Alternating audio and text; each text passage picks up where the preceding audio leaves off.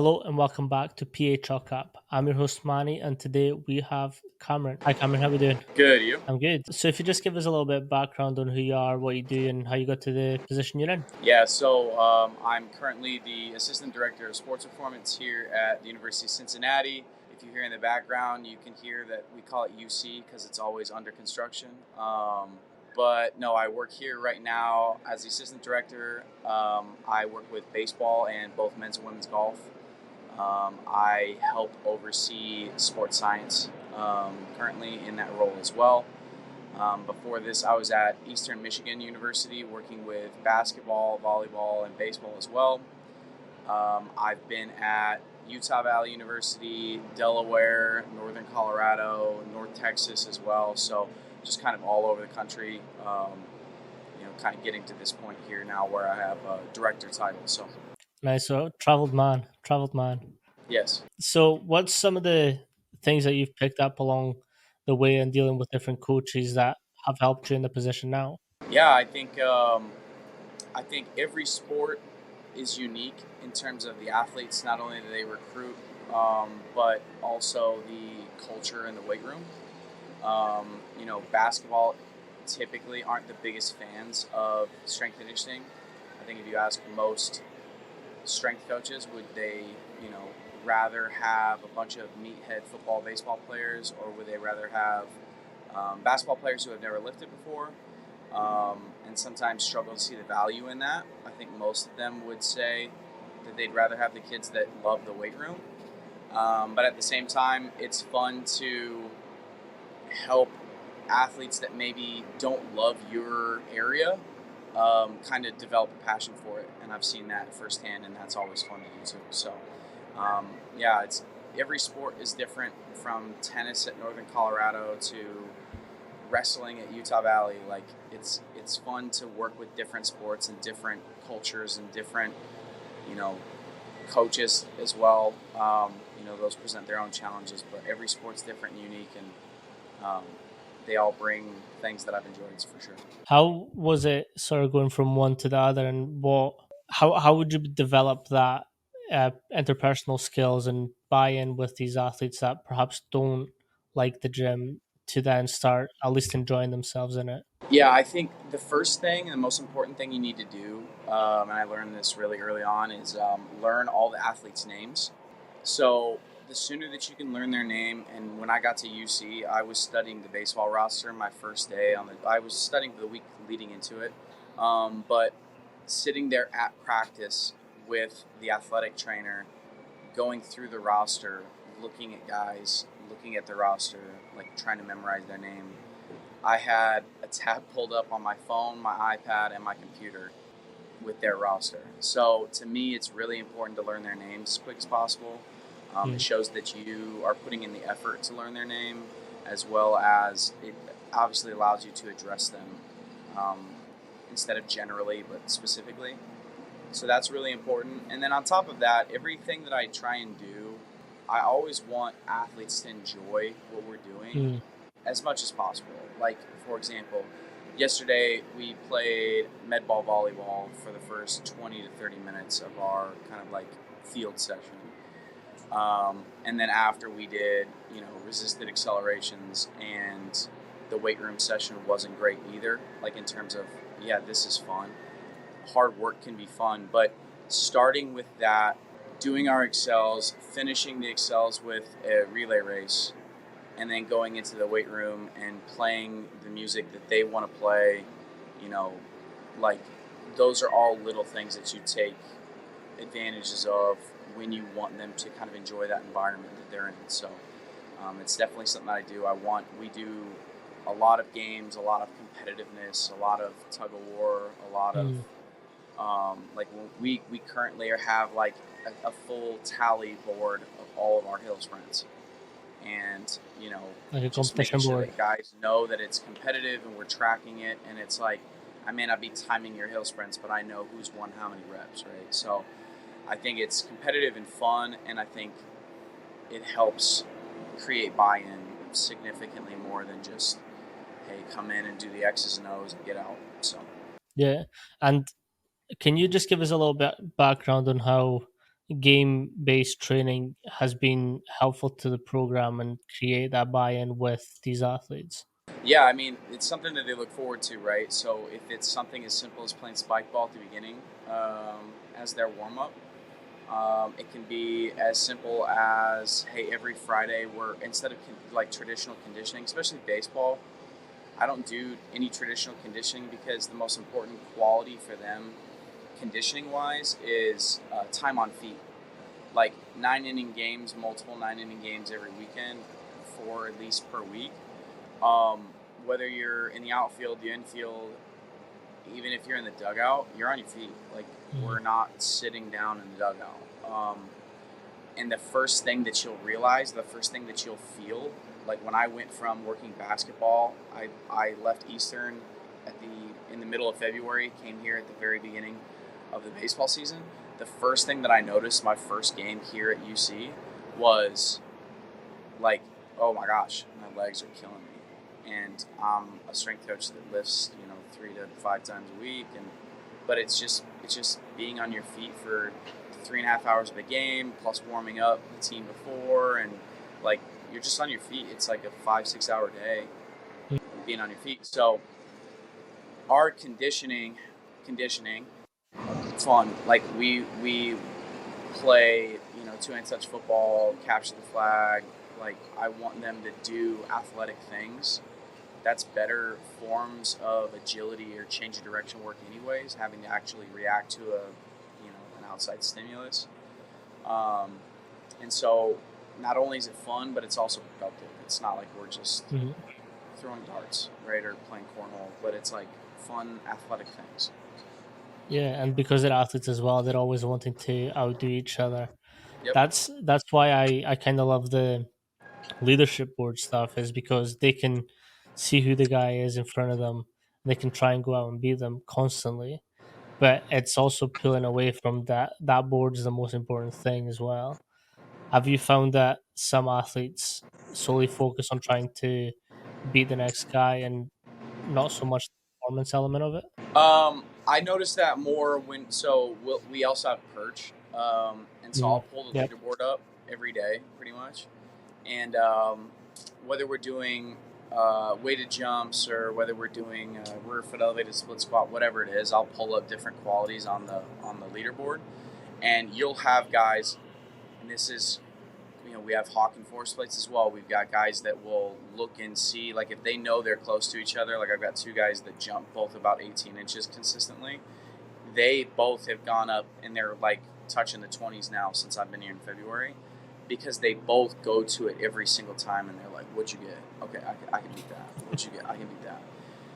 Yesterday we had a freshman. He was sitting at the top of the leaderboard for our dumbbell squat jumps, and we had a probably the best, if not top 5 athlete on the team, look up at the leaderboard, realize that he wasn't winning, ask me to do an extra set, and just absolutely blow him out of the water, and then made sure to go and chirp him and let him know, right? So freshman asked to do an extra set, and like it's granted, I've had like at Eastern Michigan, if it was, hey, we're gonna do 4 counter movement jumps on the force plates, Monday, Wednesday, Friday in the fall.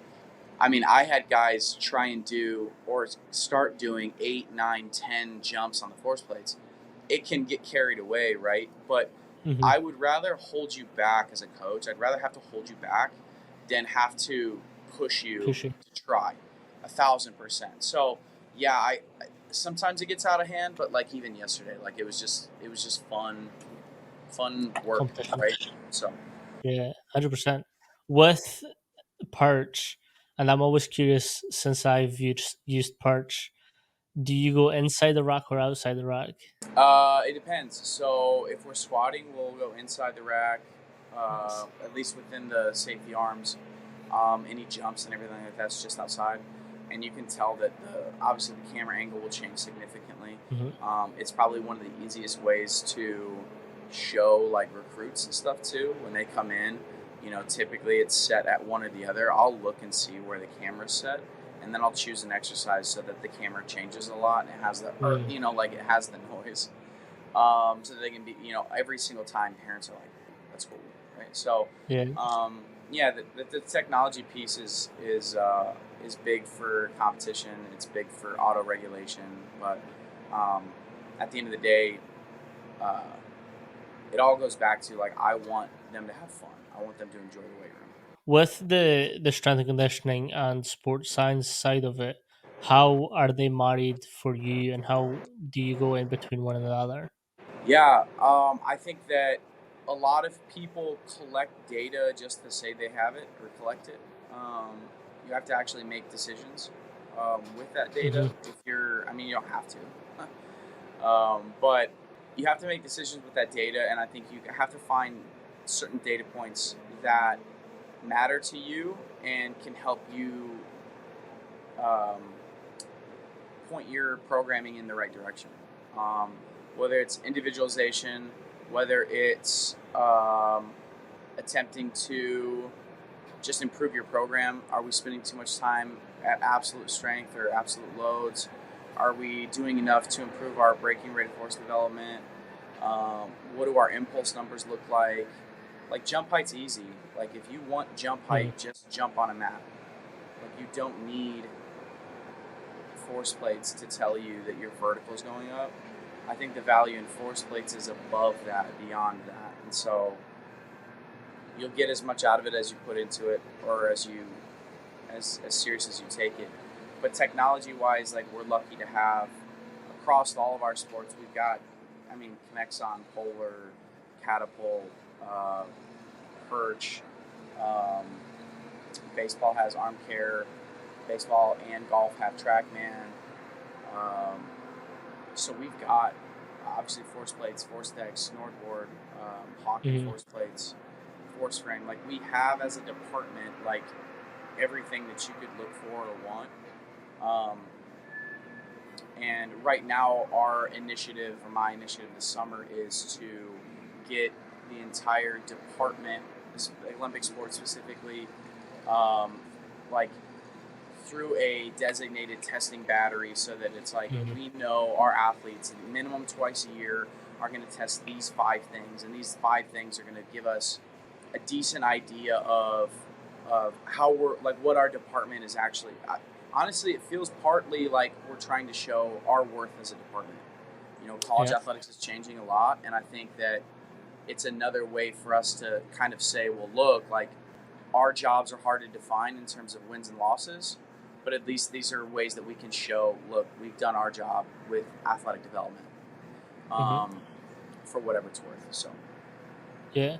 Do you think having that added pressure of showing your worth digs into the effectiveness of the program?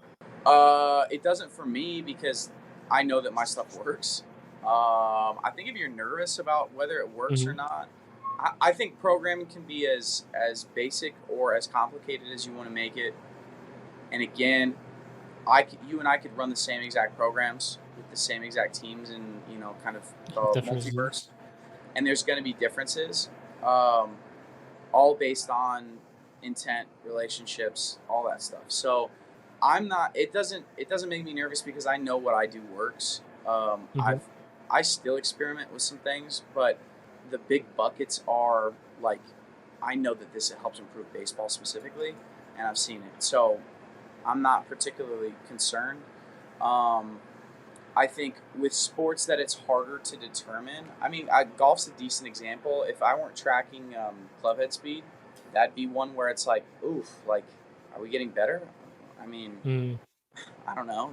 You had a bad outing, So did we win the Big 12 tournament? No. Like, and we had an individual win the men's, but at the end of the day, that's what's hard about sports performance and showing your worth. Like you've got great strength coaches in college football that end up on staffs that can't recruit the above the can't recruit the 4 or 5 star players and end up with a bunch of twos and threes and like no development's going to change 1 or 2 star guys into first round draft picks. So you have strength staffs that turn over, and it's not their fault. So um, yeah, I mean it's a hard 100%. industry, but The reason I ask is because I know the NIL deals are seen as a good thing and a bad thing. Good thing for the athletes where they're actually making some money off their names, but some bad can come from it because of the collegiate setting of commitments and being there for the whole thing, making sure the programs work.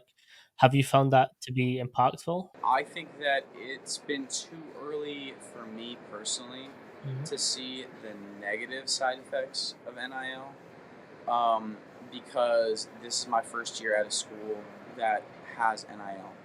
Now, Mm. since I've left, like I think some of the universities I've been at have NIL money and initiatives. Now that I'm not there, but currently being an employee, Cincinnati is the first school that I've been at that has a real NIL initiative where our athletes are able to. Well, I mean, you're recruiting players with it, you're keeping players here, Mhm. um, and for me, currently the way that it's being used on our side, I only see benefit from it because I think our staff has done a good job of using it to keep players here that may look to or could go somewhere else and make money. Yeah. And we are bringing back, it's about half the team, but it's also going into our coach's second year. And so we're bringing back the guys that we want to bring back. There are some guys that were recruited before that maybe couldn't play at this level, or maybe didn't fit into the coach's kind of long-term plans, and Mm. that's hard. And I think that it opens up a whole different conversation in terms of I like athletes having the ability to do what they need to do because let's say that this were 5 to 10 years ago and a coach can leave at any time, but a player can't. And I think that that's not fair. Mm. I think that it becomes an issue when the athletes are leaving for paydays and they're not getting, like, you can't get a degree if you play at 4 different schools in 4 years. Like, it's Yeah. probably not happening. You're just taking courses because you have to, and potentially academic advisors are helping with doing or helping with your classes enough that like you're just a paid athlete. And I think them moving to college athletics, NCAA moving to a paid format, like I think there's too many questions on what's going to Yeah. happen and how many athletes, and there's too many questions still to know if that's going to be a good thing. But for me personally, I think that NIL is good because we're using it in the right way. We're Mhm. not using all of our money to try and bring in like the Yeah. highest rated transfer in the portal and whatever, and because that creates some, and I won't say names, but there's some teams that we played that went through that this year that had a team that they essentially bought, and it caused issues within the clubhouse because guys knew what other guys were making, and if they weren't playing well and living up to Mm. that, then it's like, well, how come this guy's making this? Like, how come this guy's driving that brand new, 100%. you know, Corvette outside, but like you guys didn't pay me. What am I making? I'm playing over him. So I think that Yeah. it can be an issue for sure. But right now, the situation I'm in, it's a good thing. I want these guys to stay here, that deserve to stay here, and be compensated, especially if it helps make ends meet with baseball scholarships are really hard too. They're not I full. can imagine. Yeah. It's 11.7 or 11.75 shared amongst the entire team. The And Olympics. so, Yeah.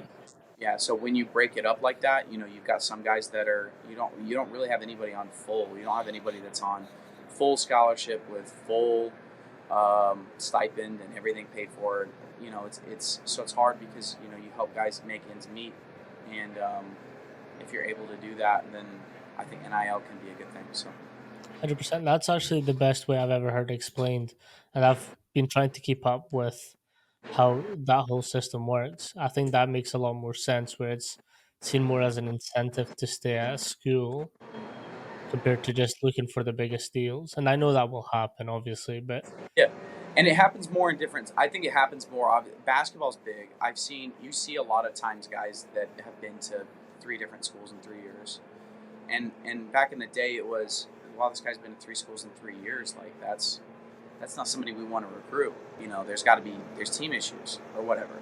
But now it's well, yeah, but he's good, and obviously, like, it's because he's making more money every year. You know, Hmm. as a freshman, he went somewhere and he played well and was freshman all conference at a small conference school here, and then he went, to A10 school and made $500,000, and then now he's going to go to a Power Four school and make $2 million this year. So, and it's hard, and it's again, it's not. I don't think that in professional sports you have guys sign 1 year deals so that they can go and they can Hmm. make money and they can go and go to the highest bidder. So it's hard because I get it in terms of it's that's the model that people want, and that's kind of where we're going. Um, but then I think the question really has to be, okay, so what about the academic piece? Like if they're Hmm. just paid athletes, like are they going to go to school? Do they need to go to school? I don't think so. I like if you just want to pay them and they represent your university and they make you money and they make money, you make money, and they're just paid employees. I don't think they should have to go to school. If they don't want a degree, like it's not smart. That's not what college athletics is about. But this is where we're going because this is what kids want. Like they want to get paid, and so there's pros and cons to that, and I think we're going to find out in the next 5 years what happens I with can it. So, imagine. Yeah. You kind of touched on before about big buckets and filling sort of different buckets depending on what your athlete needs. Can you explain a little bit how that works in a baseball and golf setting? yeah, I think you can look at the big buckets as I mean, just generally speaking. Let's just say strength, power, speed, and I guess maybe hypertrophy if you wanted to do a fourth, like size. Mhm. Um, I think that a lot of those things intertwine though. So you get stronger, typically your power output goes up. You get faster, typically your power output's increasing, or vice versa. It has helped it. Um, Typically you get bigger, you might get stronger, you might produce more force. So I think there's gray area, right? But I think when you want to bucket athletes, I think you can bucket them really easily into either high force, low force, or elastic. Like low Mhm. force elastic typically happens together. High force not as elastic typically happens together.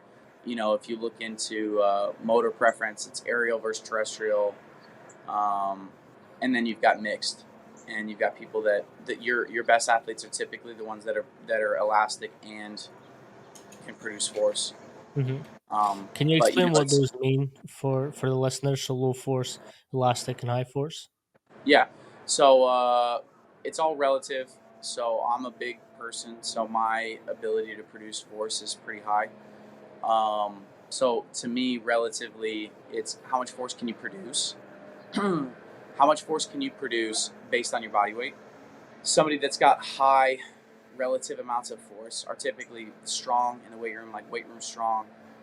They accelerate really well as well from 0 to 5, 0 to 10 yards. Those are high force athletes. Elastic athletes typically have less force capabilities, but they're very springy. So it's the kids that are really fast, top speed, really twitchy. Like when you hear that term, like, man, they're twitchy. Or you see a basketball player and they're like, man, they jump out of the gym. Typically, they're elastic. They're not super strong. When you look at the aerial versus terrestrial piece, it's kind of the same thing. Aerials are typically, very elastic, very springy, jump really well. And then you've got terrestrials who are more compounded, squatted. They're stronger. Um, it's just kind of two different sides of the coin. Hmm. But again, there's a lot of gray area, and most of the time, your best athletes are in that gray area. So it's not it's 100%. not you want to train one or the other. It's I think identifying. I think that's where sports science helps. Where it's like let's identify what makes this kid really good, keep them good at that, but then kind of also help them with the things that Get they better can. at different things. You don't want to lose, like, you don't want an elastic athlete to lose their elasticity just because you want them to get strong as shit. Like, you want them to stay elastic, but add some strength as well. And I think 100%. when you look at basketball programming, that's a lot of the goal with all basketball programming. Like, you want them to do some heavy, you want, like, them to move some weight and produce some force and absorb force and do, a lot of depth drops and things that are becoming more popularized now with, like Coach Eisenhower and Aldred, and I think there's there's a lot of different ways to help you with force production and absorption. Um, but in general, you want them to stay elastic, and you just want to help kind of fill in the bucket again that Mhm. they maybe don't excel at. So 100%. I like to refer to that as like balancing an athlete out. And it's exactly what you're saying is if they're high force, high velocity, they're fast, they're springy, they might need some of that strength based elements to counteract and make them a little bit more foundationally stronger so that they can do those things even better. yeah, and part of that too is I've worked with, especially baseball. I've had elastic aerial type kids that are always hurt, um, and those are more. This is what I think elastic aerial type athletes are can be, because they lack strength, can be more likely to have acute injury issues. Like things come up where it's like, oh, like that came out of nowhere. Like, oh, kid pulled his hamstring, or like, oh, sprained ankle or whatever. Like acute, like happening. I think terrestrial or force dominant athletes, because of the load that they're consistently under, because they're strong, I think they're the ones that struggle with more chronic pain. Chronic, hey, like my knee's always bugging me. I've got patellar tendinopathy, or like, my low back's tight. Maybe I've got a history of disc issues or something like that. So yeah, I was saying, I think the elastic aerial kids are more likely to have like acute injuries pop up, versus I think, you know, the terrestrial force dominant kids probably are more likely to have chronic injury issues. An aerial kid probably more likely, because he jumps so high or runs so fast, to maybe pull a hamstring, or roll an ankle, like minor things, hopefully minor, right? Maybe ACL too. But then on the terrestrial side, or the force dominant side, you've got guys, because they're under load more often and they're strong. I think they get like the chronic, like patellar tendinopathies, and they get the chronic maybe disc or low back pain and stuff like that too. So I think that you can look at it as, strengthening up these elastic guys can help with injury reduction, and then obviously helping the terrestrial guys get better at using that energy in an elastic way, and being able to store that energy and then quickly use it will help them also get away from some of their issues too. 100%. I really like comparing hamstring ratios with some of the faster athletes because it tells you a lot about the differences between that quad to hamstring pull when they're going through that running motion or running gait. Is that something that you identify when you are going through these faster athletes, or is it just something that you find different ways to analyze it? I think I'll analyze right now. My primary way of analyzing that, or athletes in general, or kind of bucketing them, has been through force plate data, whether it's isomet thigh Mm. pull and counter movement jump, and or some kind of rebound test as well. I think it's really easy to see when you've got somebody that's elastic on some kind of RSI rebound type jump, CMJ rebound, could be multi rebound test, could be depth jump. You can see when people hit the ground and they just get right back off the ground at the same height. There was sprinter slash, I think he sprinted and did triple jump at Eastern Michigan, but he came in and did a counter movement jump rebound, jumped 55 centimeters, and then his rebound was 57 centimeters, and his Oh RSI wow! was like 3.7. I've never seen something like that. Like, just Yeah, it unbelievable. usually Like, diminishes. so fast off. Yeah, I mean, just totally different. Just bang, barefoot, everything, like, just springy as hell. So, when you look at it, I haven't dove Dove, into yeah. the Nord board and hamstring curl, and force frame. I've never worked with Vault until I've gotten here. So I'll be able to dissect it a little bit more here when we get our guys back on campus and Mhm. test them in the fall. So I will say I do love the Nord board because it not only gives you like the ratios between your hamstrings and quads, but it gives you like percentage wise, like how different it is from left to right, like straight away. So there's less to work out as well. Um, Obviously, the less difference, the better, but also it gives you the ability to really see, okay, where, because like it'll move as well. So depending on sways, it'll go through that motion as well, which is pretty sick. Yeah, and I think the bilateral force plates will do the same thing, where you can see. Obviously, it's different. It's just force production straight down versus Mhm. hamstring specifically, but that's kind of the piece too, where you can look at it and go, okay, well, what's the difference? Is this a return to play protocol where we're using these to determine if we're prepared to like return to sport, or are we looking at it and saying, okay, am I doing enough unilateral work? Mhm. I think there's a lot of different ways to look at it.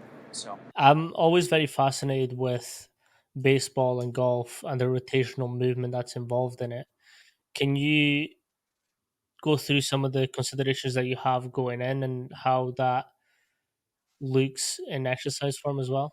yeah, so I mean, the name of the game. Well, most athletes will ro- most elite level rotational athletes will require a good amount of and ability to separate hips and shoulders. So hip shoulder separation is important for us in terms of especially our accessories. It's not like you're doing a lateral lunge and thinking about, if it's a heavier weighted landmine lateral lunge, you're not worried about rotation. But, if we're doing a B stance RDL and we can add a little bit of rotation where we're trying to just get into that front hip a little bit and increase internal rotation on the front hip, there's all those little things that you can kind of add in, and the guys feel it, understand Mhm. it, and get it. Um, if we've been doing slider lateral lunge, so just on a roller and just like kicking that leg out and then keeping that weight back. And all of the pitchers, you can see like most of them are visualizing pitching. To be honest with you, most of them are like in this position, they're riding out, and then as they pull back, you can see like they're not even looking straight ahead. They're looking as if they're like looking down the mound to a catcher. Right. Some of the hitters, same thing. Like they will also get there and they can feel like holding that kettlebell. They can feel what it would feel like to like load up that weight and then bring it back. So it's not like you're trying to do baseball specific things, but there are some things that you will see that I think help with the sport. And it goes back to that intent thing that you were talking about, is they're intentionally making these movements feel what it would feel like for their athlete. Yeah, and it's not and it's not a coached thing either. Like I'm not Hmm. sitting there telling them, "Hey, do this and think about you know how you transfer your weight, you know, riding down the mountain." The only time I'll say that is like when we're doing med ball throws, and typically we'll have guys get like too far on their front foot on med ball throws. If your back foot comes off the ground, especially doing like a scoop toss, and you're a hitter, like you know that you're not swinging like that. You know that your back leg's not coming around. Now the pitchers, if we do like kind of a shot put and throw it, and that back leg comes around, then yeah, that happens in baseball. So there's kind of a but I'll still have pitchers do scoop tosses just to have that weight transfer and rotational throw. Um, Even though I think a scoop toss is probably better for a hitter and a shot put's probably more transferable for a pitcher. Hmm. Again, like I don't believe that sport specific exercise in the gym is a thing, but the intentional aspects of lifting are definitely important for me, anyways. Yeah, I agree. I mean, it's not. Um, if you want to get better at hitting, you got to go hit. Go ahead. If you want to get better at hitting your 7 iron, go hit your 7 iron. Like you're not going to attach a cable to your club and go in there and get better, and Hmm. your club head speed's going to go up. Now, with that being said, that doesn't mean that I, especially with golf, like I've been doing complexes with, whether it be a overcoming isometric that's rotational in nature, or even a hip shoulder separation movement. Just kind of having them work that with like a 3D pelvic strap. What's that strap? And then a med ball throw, and then doing swinging a speed stick, and having measurements on there. Like we've got essentially a pocket radar in there, and they're swinging golf clubs in the weight room as part of their first like set of exercises. With the difference between off season and on season, I know for baseball you can play 2 3 times a week. How does that measure up with preparing for like in the off season, preseason to then going on to the on season? So again, like the conditioning part or the preparation, the physical preparation for baseball specifically is time on feet. So they will start to play fall scrimmages when they move from 8 hours to 20-hour weeks, and they'll have a 45-day window with 20-hour weeks, and that'll be their fall season. And so they'll play some inter squad scrimmages. We'll play, I think it's 2 scrimmages against other teams as well. Those scrimmages might be 18 innings, to be honest with you. So that part of it is, on the baseball side, it's just increasing volume. With on my side of it, it's really just trying to again identify whether they're force dominant or elastic, and then work to keep them good at that, but improve the quality maybe that they struggle with more. We're sprinting to minimum 2 to 3 times a week. We're jumping on the field in the weight room with weight. We're doing heavy unilateral compound movements. You're pushing, you're pulling, you're carrying, you're squatting, you're hinging. Like you're doing all those things. We do that in the off season and in season.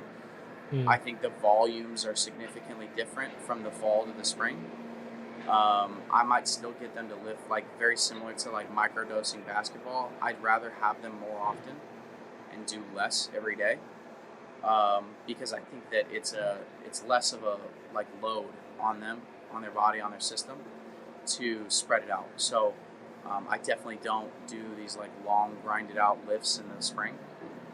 Right now, like they're long, but you're also not playing summer ball if you're with me, and we're like getting after them. So How is it trying to coach golfers where I've personally known a golfer who went to the States on scholarship and he preferred the S&C side more than actually going on. But I know a lot of golfers predominantly like to be on the course rather than the gym.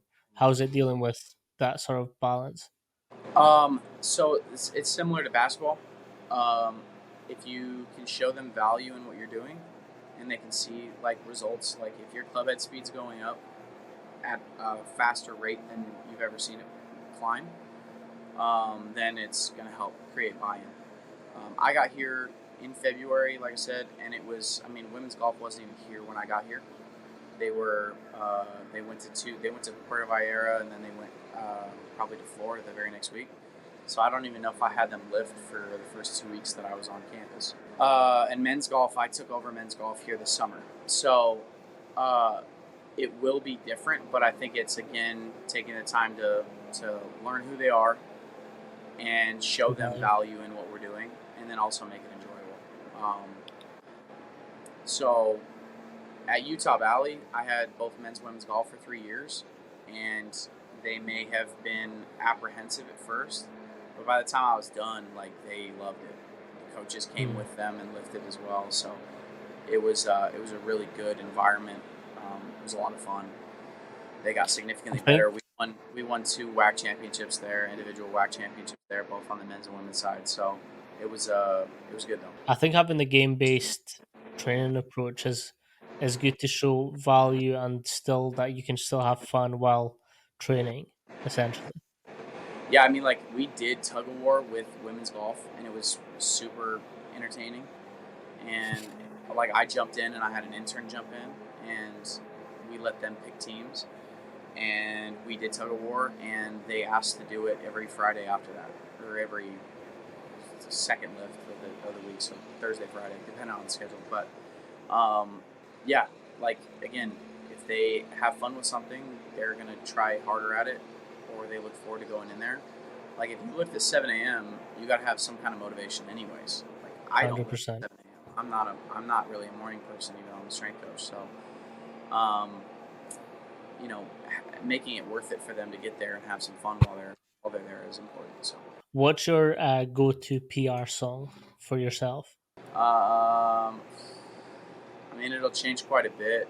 I would say that something Five Finger Death Punch will probably do it, Okay. um, depending on the mood. But I also like Dr. Fresh as a EDM artist. Okay. Um, I think the Refresh. I'll song's look called to that one. Feedback. Yeah, I'll listen to that too. And this one doesn't get asked as much, and I do think it's very important. What's your conditioning playlist like? My conditioning playlist. My conditioning is sprints only. I'm not a Okay. Yeah, distance. you're on the road to 20 miles per hour. I'm on I the did see long that. long 5 year plan to 20 miles an hour at this rate. So I'll do sprints. I'm not listening to music while I'm doing sprints. Okay. If I am listening to music, like yesterday, I did some build ups. I was listening to Guardians of the Galaxy playlist, so 70s, 80s rock. Um, if I'm doing an assault bike, which is the only form of conditioning that I'll do, I'm a crazy person. I like to go in a dark space, so I don't have music. I'm just going until I hit 50 calories, or I'm going 10 seconds on, 20 seconds off, or whatever it is. And I'm just trying not to throw up. 100%. The dark zone's like somewhere that I love to talk about. It's just so like uniquely strength and conditioning based that you're just like most people don't know what that means. No, but it's like people. I was talking to one of the strength coaches about a runner's high yesterday. Mm. I don't understand that. I never will. I never plan on running far enough to get a runner's high. I've run a marathon, fucking hated it. I Yeah, so hated it. it's so you can yeah but for me it's the same thing. Like, why would you put that much weight on your body, or why would you try and bench that much, or why would you try and do whatever? Uh, and they could probably say the same thing, like, you're crazy. So, to each his own. 100%.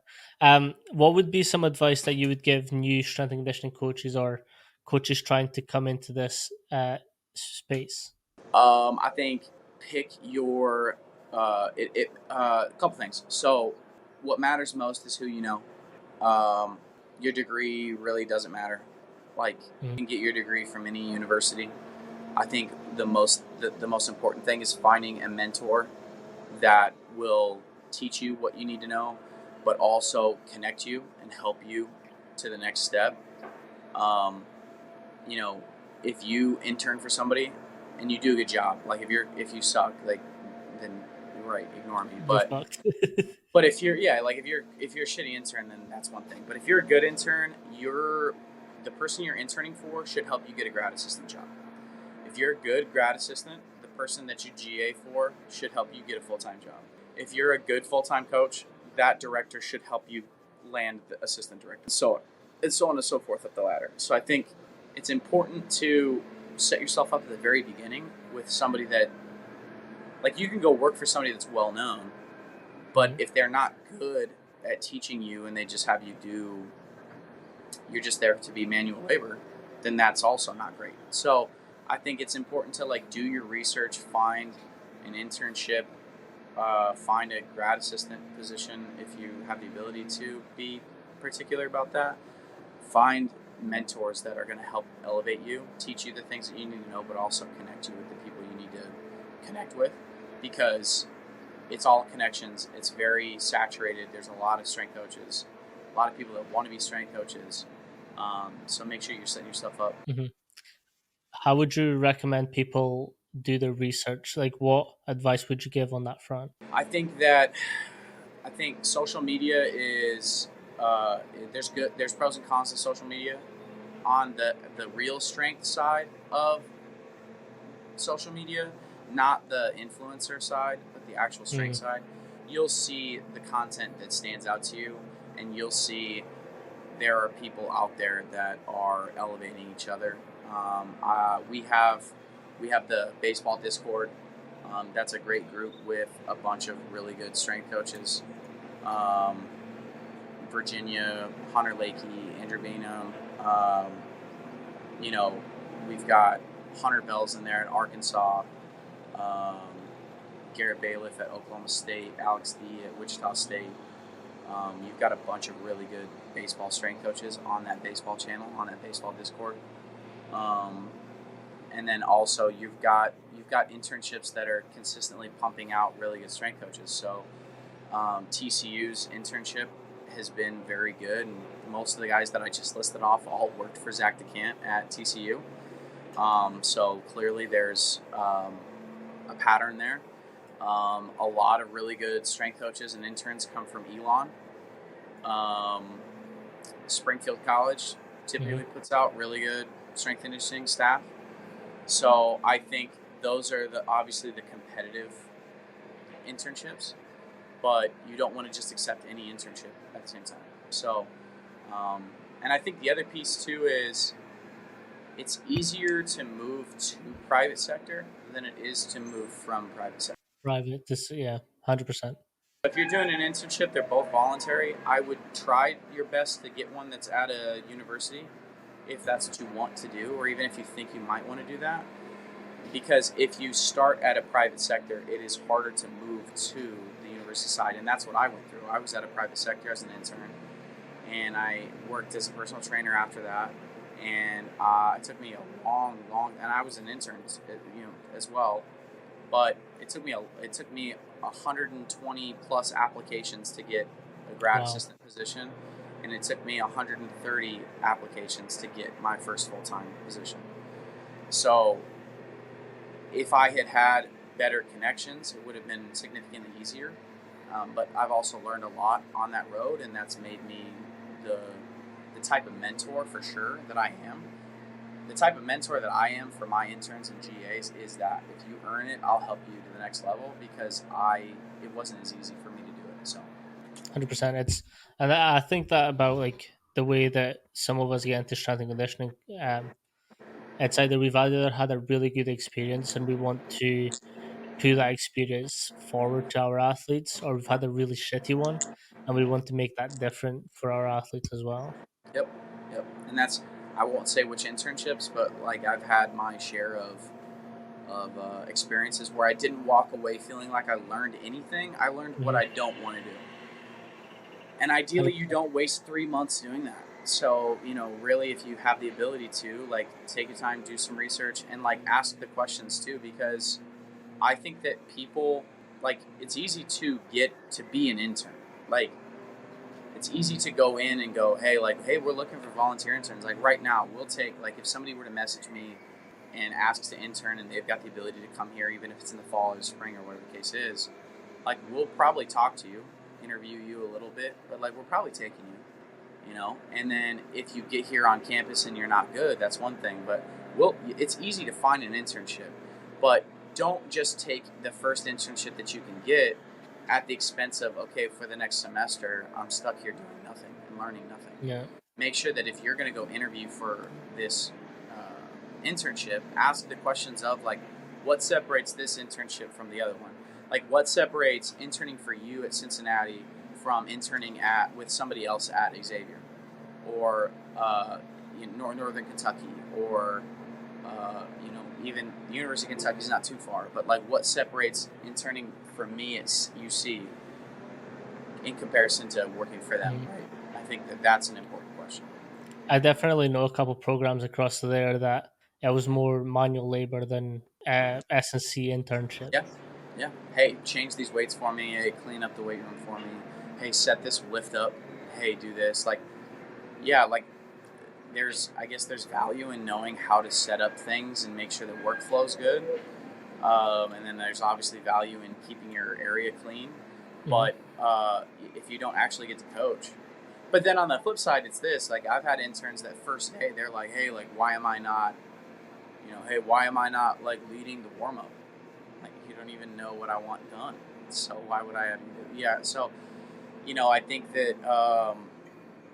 But that's as an intern, you as an aspiring strength coach, you need to go out and you need to find the situation that's going to help you. And I 100%. think to do that, 100%. follow the breadcrumbs. Follow the breadcrumbs. You're going to find. So I was at UW for the summer on their off season, and we were turning the W's, we were cleaning the chalk, we were cleaning the dumbbells. Like that was our job from day one. But the more you put into it, the more you're going to get out of it as well. So eventually you'll get to a point where you're so good at that thing that they'll give you the next job that's a little step up. And you'll just keep checking those boxes until you're like what you're saying, you're taking a warm up, you're taking return to plays, you're actually leading the session. Yeah, there's a story that I read. It's Ron McKeefery's book, the That's who I strength. was with. Yeah, yeah. Weight Room Wisdom is his book. Yeah, There's a story in it, and I think it's Michael Boyle's story, and it's the window washer versus the floor cleaner or something like that. And they bring this young apprentice, intern, whatever, on, and they say, hey, like we need you to wash these windows. And he goes, but I really like cleaning the floor. Like I'm really good at mopping the floor. And like that's great, but like we want you to just wash the windows and do that really, really well. Like that's what we want you to focus on. So said intern apprentice, rushes through cleaning the windows so that he can then clean the floors. He's taking his time, getting every nook and cranny, like, and they come out and they look at the windows and they look at the floor and they're like, hey, the windows aren't very clean. He goes, yeah, but the floor is really clean. And they're like, but that's not what I hired you for. That's not my intention. So it's the same thing. Like if you hire somebody to be an intern and it's like, hey, I want you to set up the weight room and I want this, and I want these in these spots. Perfect. Do that. Make sure it's done. Make sure that I can trust you to do that. And then from there, I feel like I can trust you to run a warm up or work with return to play. Yeah. 100%. One thing that I can say about Coach Mark is he's exactly like what his books say. Like he will give you challenges. If you come up to the challenge and meet them and ace them, he's going to give you the next one. And it's exactly that. Like I was with him for the whole summer, and we all started at the same level. But by the end, I was taking return to play guys. It's return to play, so they're very limited to what they can do. But you still keep challenging yourself and putting things in that are like, okay, let's do this, try this, do that, and then it's just that back and forward with them as well. Well, then people will shit on that because it's like, oh, it's return to play. It's boring. They can't do this. Those might be your most valuable guys. Like, those might be the The most valuable adaptations you guys. need to think of in the fly. Yes. Well, but those might be the most valuable athletes because they may be those aerial elastic athletes that had an acute injury. And yeah, they may not play this year, but like, they're going to be important again at some point. They're going to be relied on at some point, whether it's this year or next year. And for them to trust you because you did your job, for them to trust you with them, to work with them, to run their workout, to help modify some things, like that, again, is it just goes to show your value. So, yeah, it's funny. Like people want to do what they want to do. Like I want to clean the floor. I don't want to wash windows. Well, tough shit. I want you to wash the windows, and once you do that really well, then I'll let you clean the floor. So. 100%. No, I appreciate you for coming on, Cameron. Hope you had a good time. If you let people know where they can find you and your road to 20 miles an hour. Yeah, my road to 20. My road to 19, hopefully by the end of the summer, is currently, I'm on Instagram at CoachCam10. My Twitter is also the same thing, but if you're, pretty much my Instagram is the number one place to find me. And if you have questions, comments, concerns, looking to, talk shop, just DM me and I'll get back to you. No, perfect. Appreciate you. Peace.